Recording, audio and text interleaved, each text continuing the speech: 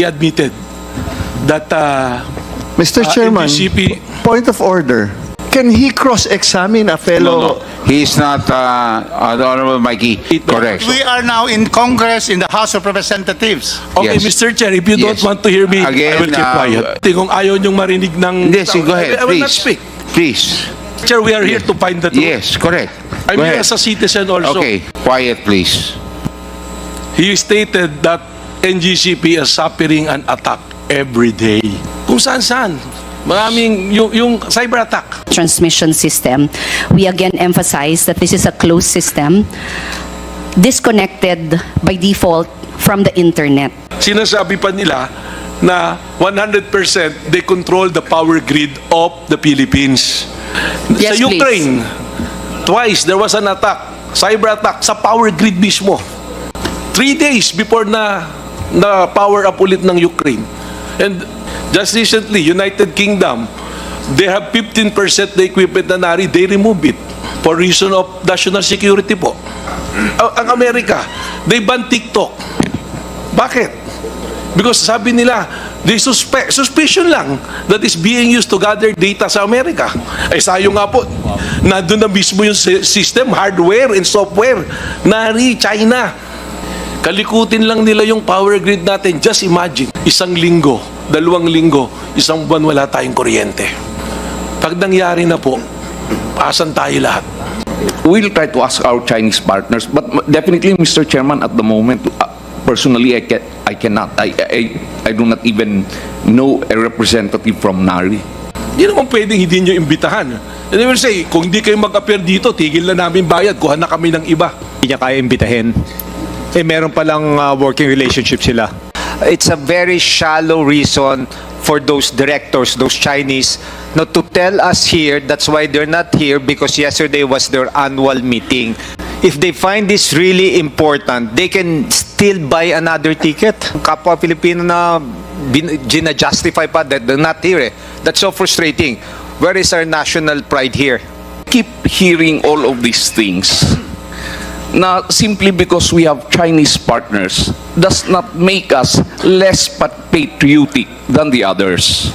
If you're really patriotic, you should have explained that to the Chinese people that they should be here.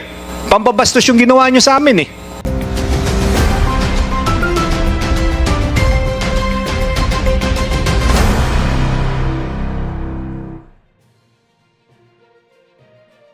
Magandang gabi mga kabalitaan. Huli ka na naman sa balita, no? Narito ang latest Congress hearing headline.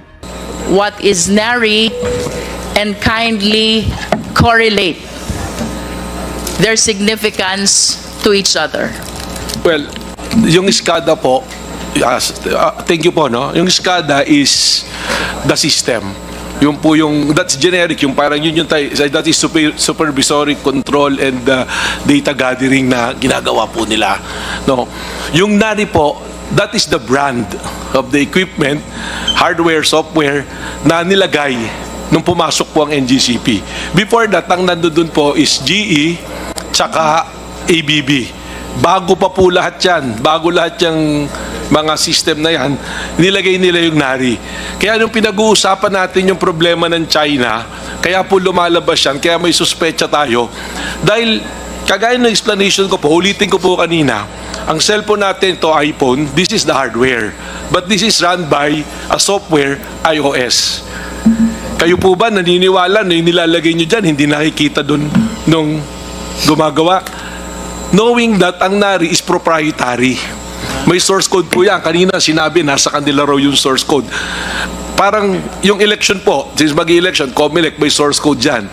Nakikita ng COMELEC yan. Alam po yan ng COMELEC. Bakit nilagay yung NARI? Nung tiningnan po namin kung ano yung NARI, is a state-owned company of China na sila provider po ng mga equipment, as intelligence equipment, military po, kasama po doon sa mga military grade po. In fact, when we do the research, lumabas sa website nila noong December 2019, lumabas doon sa website nila na sinasabi pa nila na 100% they control the power grid of the Philippines. Nung So- niraise po namin yung issue na yan on the next hearing, wala na po yung website. Binura na yung nakalagay na yon.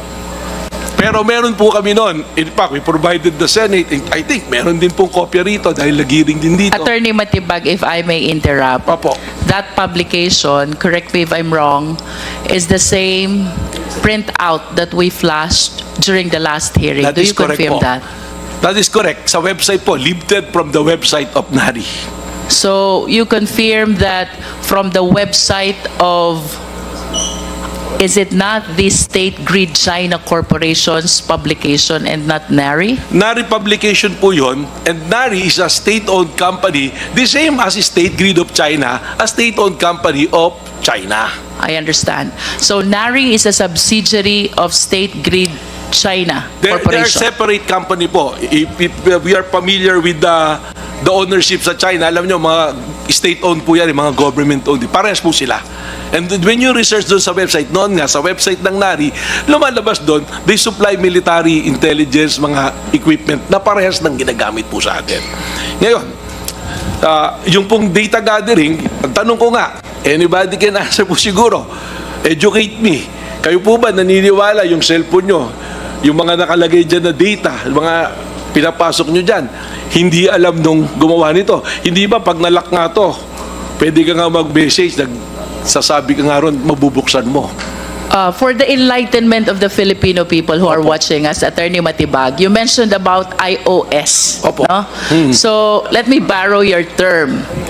Would you confirm if I would say that NARI is similar to being the iOS of SCADA? Tama po, kasi yung hardware and software, parehas pong NARI. I think they can confirm that. Ayun, sinasabi nila, nasa kanila yung source code. Then, I go back to go to the next level. Sabi nila, may audit. Question, meron po bang cyber audit na naganap? Nandun daw yung NICA. I know that eh. Kaya po sila pumayag dyan. They were ordered by the Senate at that time, papasukin, mag-imbestiga, pumasok. Ginawa nila yon. Hindi kasama Transco. At my time. Attorney, I appreciate your generosity of information, but Opo. let's do this one at a Okay time po. Sige po. for us to be followed by the viewing Filipino people. Sige This is po. highly technical and even myself find it really difficult to absorb. Opo. Let's start with, what does SCADA stands for? Is the supervisory control and data acquisition. How about NARI? What Yung does it NARI po stand is a for? brand. It's a brand. Yeah, Parang but it is an iPhone. acronym. What does NARI stands for? NARI. Wala po sa website. Anyone from NGCP?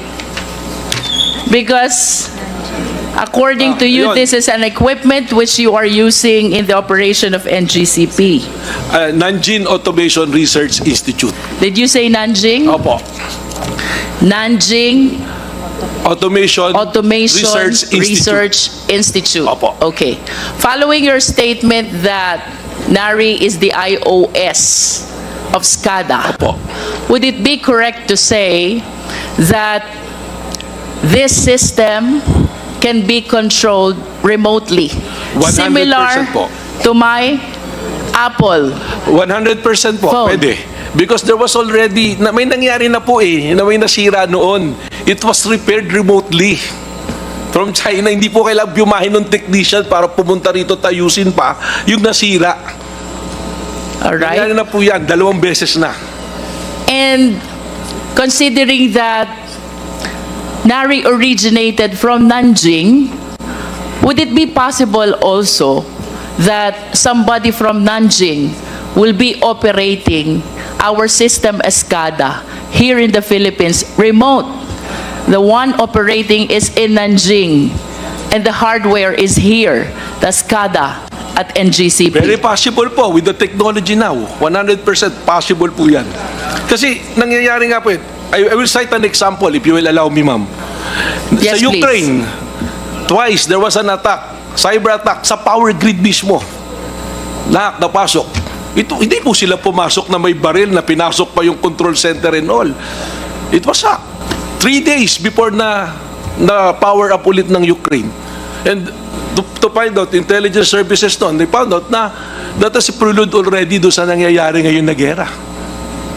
Kanina, Attorney Matibag, you made mention about the nature of this NARI, the company, Opo. that it has something to do with the military of China. Can you Opo. please expound on this? Yun po yung sinabi sa website nila. Kasi they also supply military hardware. In other words, the business of NARI is the supply of highly sophisticated Hardware technology, and software po. hardware and For software, communication and data gathering. which can be used as well by the military. If you will allow me again, ma'am, Yes, please. just recently, United Kingdom, they have 15% the equipment na NARI, they remove it Why did they remove? for reason of national security po. Example na lang po, hindi ba, ang Amerika, they ban TikTok. Bakit? Because sabi nila, they suspicion lang that is being used to gather data sa Amerika. Ay sayo nga po, nandun na mismo yung system, hardware and software. NARI, China. Nagpapatakbo, China. I may agree with Engineer Clark na sige, sa akin yung source code. Pero sino pang may alam ng source code? Tama po kayo nung sinabi nyo nung last hearing. The creature cannot rise above the creator. Tama po yun. Ako, I'm certain of this. Huwag na po tayong magtalo sinong mas Pilipino tsaka sinong hindi Pilipino, sinong kampi sa China. Hindi. I'm stating kung ano po yung factual na nangyayari. And anybody can refute it. They may do so. Mr. Chair, considering that the informations which are being shared to us by Attorney Matibag is indeed alarming, would it be possible for the committee to invite a representative from NARI, Nanjing Automation Research Opo, Research Institute. Institute? I believe this is a Chinese Yes. corporation. Oh, ma'am, if you will allow me, no? Please. This is really, ako po natatakot. Bumubulong nga ako kay Chair mo na hindi na lang yung pera yung pinag-uusapan natin dito eh. We're talking about our sovereignty. Sovereignty yan natin. And our sovereignty has no price tag. Hindi na po tayo kailangang lusubin or anything eh.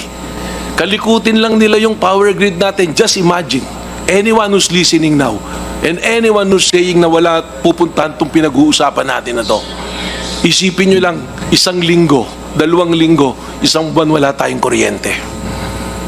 Madali po yung sinasabi nila eh. Sasabihin nila, I'm guaranteeing it, I'm guaranteeing it. Pag nangyari na po, asan tayo lahat? Asan tayo lahat? UK made the move. Ako po, kaya ako nagsasalita ng ganito. May position before. The reason why is hindi para kumita yung gobyerno, for me, but the reason is to protect our sovereignty. Para meron tayong magche-check man lamang. I mean, people na nandirito, mga taga-NGCP, there are employees, there are officers. They're making their livelihood out of NGCP. We cannot fault them for defending it. If I'm on their side, baka mas malala pa yung ginagawa ko. But now I'm standing here not as a president of Transco, as an individual, as a citizen, na tinitingnan ko. What I'm telling you, totoo po yan. Kung gusto nyo, sama-sama tayo pumunta, submit it to cyber audit.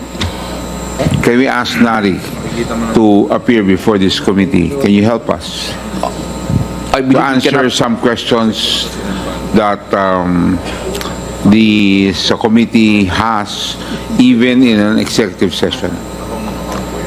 We'll try to ask our Chinese partners, but definitely, Mr. Chairman, at the moment, personally, I cannot. I do not even know a representative from NARI. Okay, thank you. Because this is a Chinese corporation. And chances are, the people in NARI are all Chinese people. And that's what make this situation so difficult for us Filipino citizens. Yes, Attorney Melvin, Mr. Chair. Mr. Chair, it defies logic yung sinasabi. I apologize, pero para sa akin, hindi ka tanggap-tanggap eh. NARI is a supplier. Ibig sabihin, contractor ng NGCP yan. Hanggang ngayon, binabayaran nyo yan. Hindi naman pwedeng hindi nyo imbitahan. And they will say, kung hindi kayo mag-appear dito, tigil na namin bayad, kuha na kami ng iba na supplier. I don't know. I might be wrong. It does make sense that if they are your supplier, then for transparency, without going into issue of protocols, Mr. Chair. nabayaran nyo ba buwan-buwan yan as a supplier? Yes, sir. Okay, klaro tayo. No, sir, not every month. Once they supply the equipment, the software, and then after the commissioning, full control and operation is with.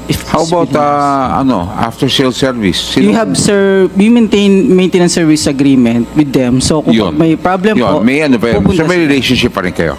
Meron pa Thank rin you. po. Okay, klaro rin. Mr. Chairman, sorry again, no? Yeah, don't Pero go to I couldn't understand bakit ang sagot ni attorney hindi niya kaya imbitahin. Meron palang working relationship sila. Attorney. That's why, with the answer of our technical partner, Mr. Chairman, we will endeavor that a representative from, if we can, NARI, will attend the next hearing. President Almeida made a testimony about the cyber attacks, whether it is against the corporate system or the system of NGCP. I wish to be certain. The committee wishes to be certain. We have reports as well that in the same Senate inquiry, Transco consultant by the name Ronaldo Del Mundo testified that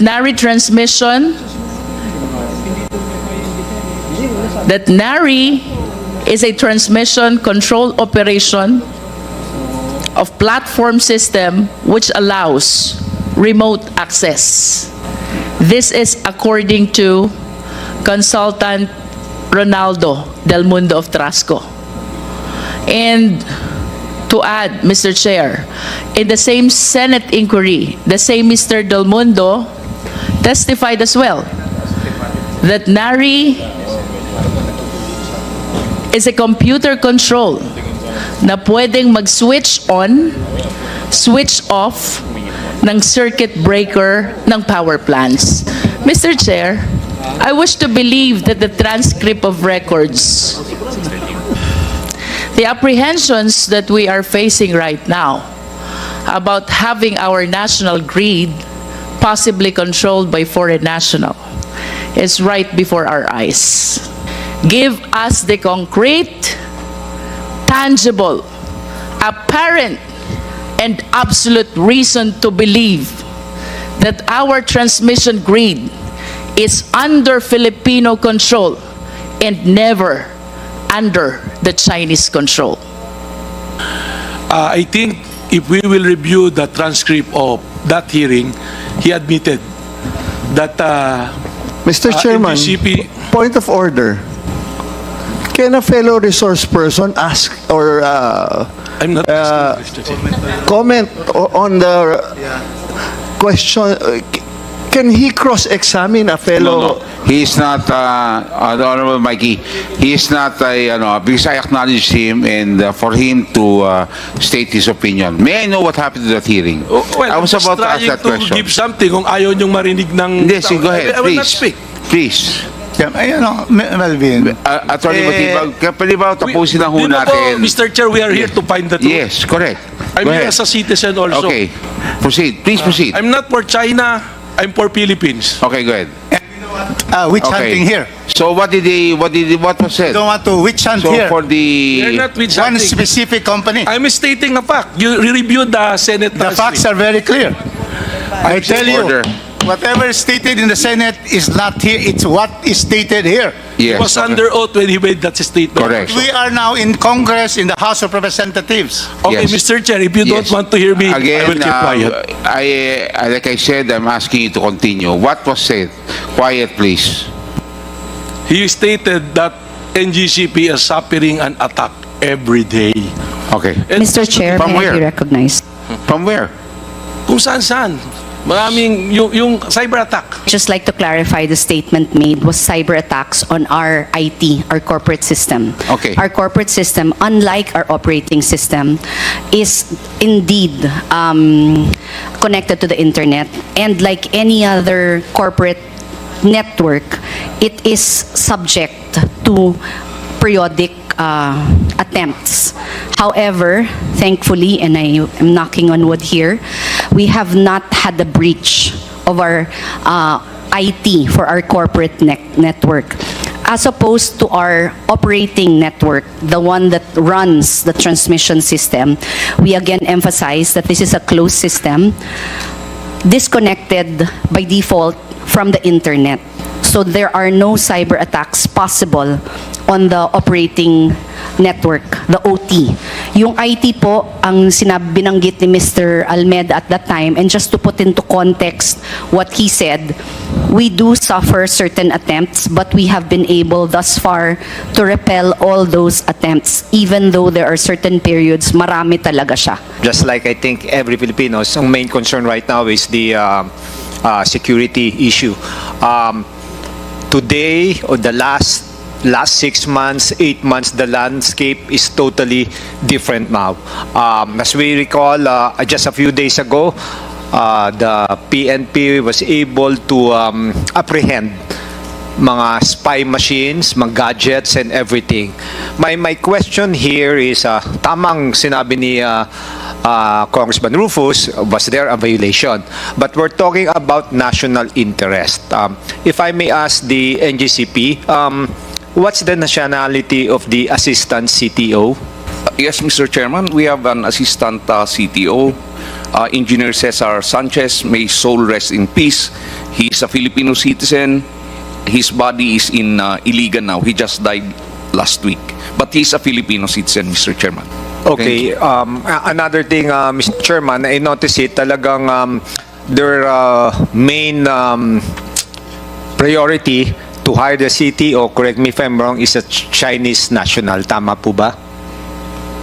Mr. Chairman, if I may.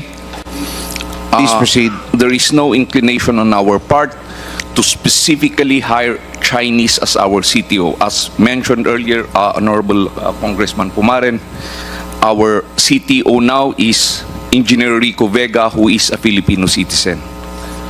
Yes, Mr. Chairman, I understand that, but meron pending application, tama po ba? Wala po, Mr. Chairman. Wala po, Mr. Chairman, considering that he is a Filipino citizen, Mr. Chairman. So walang nakaposisyon right now. A while ago when Congresswoman Stella Kimbo mentioned it, na meron ng aplikante for that particular position. Wala po. Siya po, So ngayon siya po ang CTO namin, Mr. Chairman. Okay, si so Engineer Rico Vega. because as for the national interest, we know for a fact na yung position na yun is very vital. And Mr. Chairman, I just want to manifest, it's a very shallow reason for those directors, those Chinese, not to tell us here, that's why they're not here, because yesterday was their annual meeting. Tama, annual meeting. If they find this hearing very important, dapat lumipad sila ngayon. Second, ang isang reason is it's Chinese New Year.